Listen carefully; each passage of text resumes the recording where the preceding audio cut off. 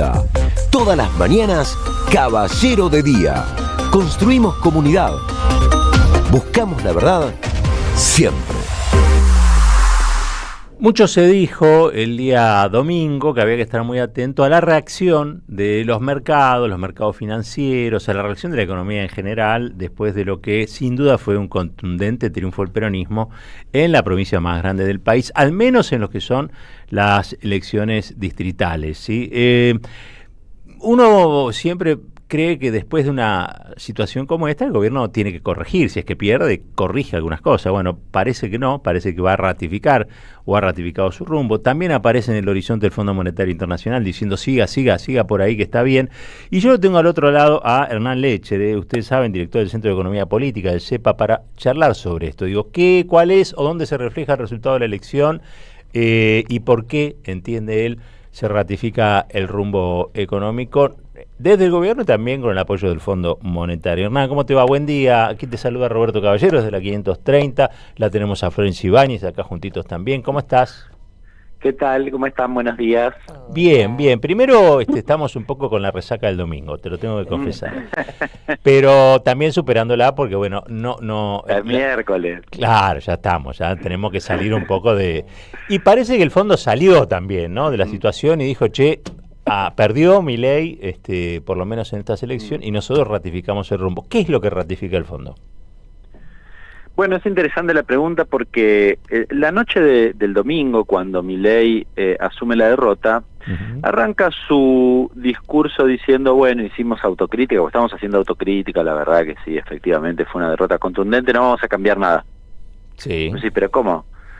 Bueno, no vamos a cambiar nada, ni en lo cambiario, ni en lo monetario, ni en lo fiscal. Agregó algunas cosas que para mí son interesantes, que hasta el día de hoy traen bastante debate, sobre todo incluso en el espacio libertario. Dijo, nosotros con esta política sacamos 12 millones de personas de la pobreza, y hizo 2 o 3 elogios de su propia política. Claro, desde ese momento hasta hoy, varios tuiteros malditos decían, si hubiese sacado, o sacaste 12 millones de personas de la pobreza, pero no fueron a votar. Y anoche veía un streaming de libertarios, que de hecho publicamos ayer en el programa, que decían, bueno, hay algo que falla entre ese dato y la realidad, decía, ¿no? Claro. Tenemos que tratar de consensuar cuál es la verdad, por decirlo de algún modo. Estaban ahí, pero ahí faltaba un centímetro para que la descubrieran. Pero me parece que la reafirmación del rumbo no hace otra cosa más que profundizar lo que han hecho, para mi forma de ver, equivocadamente en materia de política económica. El gobierno no reconoce, no soy exégeta del gobierno, pero me da la impresión que en su lectura el problema es que Pareja armó una mala lista electoral y nosotros no hicimos nada mal en materia económica. Claro. Esto es un poco la lectura. Entonces, no se hace eco, o dicho de manera sencilla y para ir a casos concretos, no identifica que haber cagado a palos a los jubilados en la plaza le pudo haber hecho perder votos, claro, o haberle recortado las jubilaciones, o haberle recortado las pensiones a los discapacitados, digamos. Se identifica que ninguna de esas cosas está mal.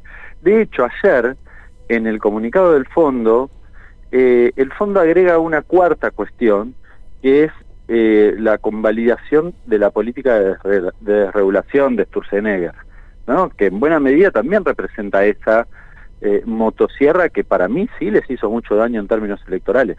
Claro, así que entiendo. La profundización, nosotros el domingo a la noche en un chat con colegas debatíamos, porque algunos decían, está ratificando todo, pero esto es un problema, porque además los mercados, lo que estaban esperando, ahora hablo en clave financiera, los mercados estaban esperando que dijeran, bueno, ahora vamos a cambiar y va a pasar esto.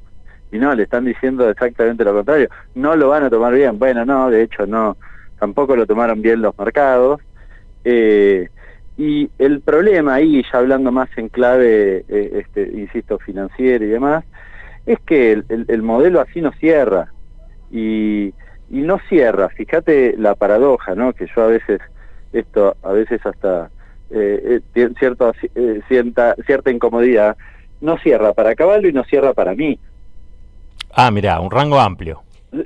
Claro, no cierra para Me meloconear. costó identificar una misma pantalla, voy a caballo, pero bueno, sí es amplio. Pero cuando vos ves, claro, obviamente después hacemos lecturas distintas de qué habría que hacer, naturalmente, pero la verdad es que vos tenés un problema serio con la macroeconomía, y eso a todas luces es insostenible.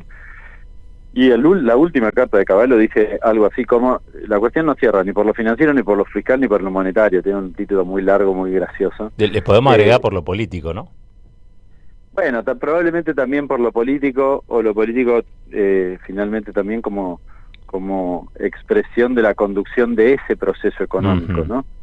Es decir, hay una decisión política, porque finalmente también la ratificación del rumbo económico es la decisión política que ellos no quieren cambiar. Claro. Esa es la cuestión. Hay algo que me llamó la atención de las noticias de hoy, la caída en la cotización de las principales empresas argentinas.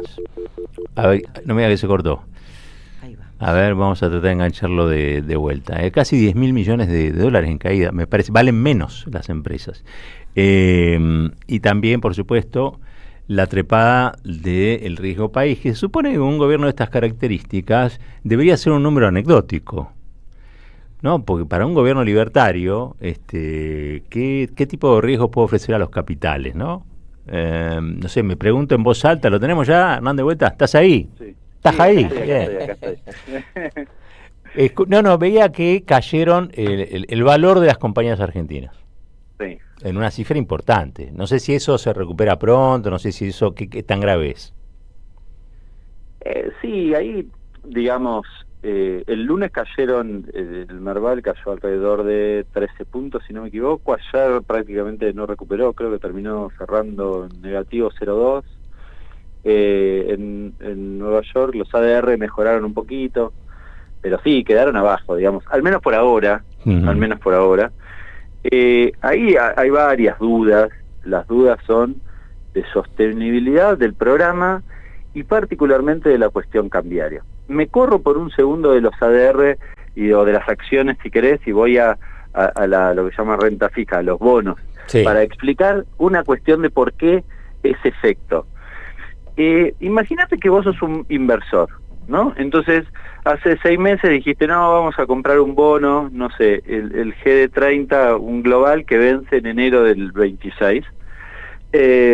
Y entonces venís y comprás ese bono. En enero del 26 vencen 4.500 millones de dólares que el Tesoro tiene que pagarle a esos bonistas, salvo que el riesgo país baje mucho, y entonces yo, inversor, diga, no, sí, sigamos adelante, está bien, listo, rolealo, no pasa nada, te sigo prestando y me lo pagás dentro de un año o 6 meses. Bueno, fantástico. Y entonces vos compraste porque el Tesoro o los funcionarios los escuchaste decir que el Tesoro iba a comprar dólares en bloque y los iba a acumular para pagarte a vos. Fantástico. Bueno, empezaste a ver que efectivamente compraron 2.000 millones y de repente hace 20 días atrás empiezan a vender. De 2.000 pasan a 1.000, se gastan 1.000 millones solo con tener la corrida preelectoral. Viene el ministro y te dice, no, quédate tranquilo, no pasa nada, esto lo acomodamos el domingo cuando ganamos. Y pierden por 13 puntos. Claro. Listo. Vos dijiste, este bono, ¿sabés qué? Más vale que lo venda. Por eso cayeron estrepitosamente y por eso subió el riesgo país. Y Entiendo. La subida del riesgo país, vos sabés que yo no soy muy afecto al riesgo país, pero, a ver, ¿qué es lo que está expresado? ¿O cuál es el problema ahí? El problema es que la baja del riesgo país, la eventual baja en el futuro, es una parada importante del programa económico tan cuestionado del propio gobierno. ¿Por qué lo digo? Justamente por lo que mencionaba recién, porque ellos pensaban, desde hace rato ya, que iban a lograr bajar el riesgo país a 500 puntos. El riesgo país es como una sobretasa sobre la tasa de Estados Unidos. Exacto. Que vos pagás en tus emisiones. Bueno, le van a bajar a 500 puntos y con eso efectivamente los inversores iban a aceptar el roleo. O ibas a tener intenciones de rolear porque la tasa es más o menos razonable. Roleo, contémosle a la gente, es renovar, digamos, de algún modo la deuda. Claro, yo voy inversor a cobrar y cuando llego me dicen, ¿no querés dejarla acá 6 meses más? Bueno, dale, no pasa nada. La roloveamos, bien. Claro, renovás la deuda, eso se llama en economía, se llama rolear la deuda. Bueno, por ese término en inglés. Sí. Entonces, yo a esa tasa, a un riesgo país de 1.100, no puedo renovar la deuda porque nadie me va a... Todos que van a querer también los dólares, amigo. Claro. Y yo tengo 1.000 millones en las cuentas del Tesoro y tengo vencimientos de los organismos multilaterales por 1.100 de acá en octubre.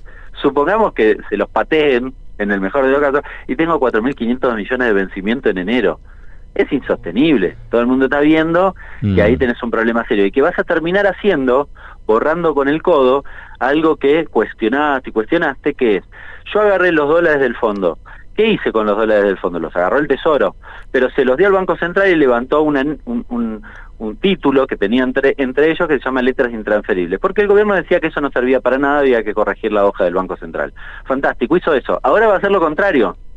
O sea, lo que me vendiste que era fantástico, ahora no era tan fantástico. Me haces lo contrario, lo que hicieron los gobiernos anteriores, hay que decirlo. Digo, no es que lo cuestiono, lo que digo es que si tu política económica se sustenta en decir hoy, no, quédense tranquilos, que yo no intervengo en el mercado, y al día siguiente lo hace, nadie te cree nada. Claro. Bueno, es como un gobierno a la deriva, digamos, ¿no?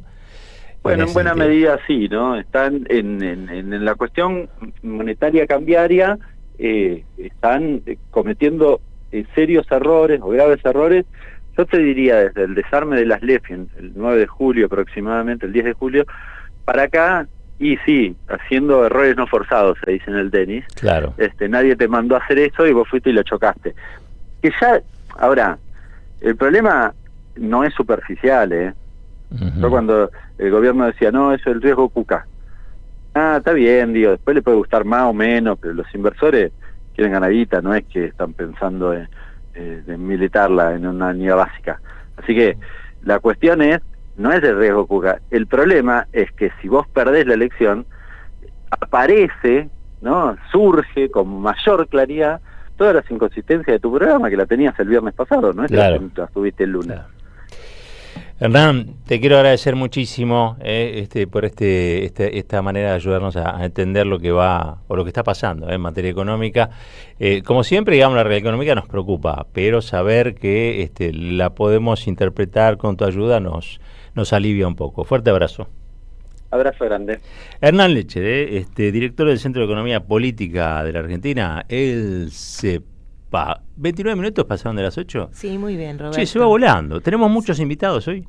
Sí, tenemos un invitado. En un ratito les vamos a contar una historia muy, a ver, conmovedora es poco. Conmovedora es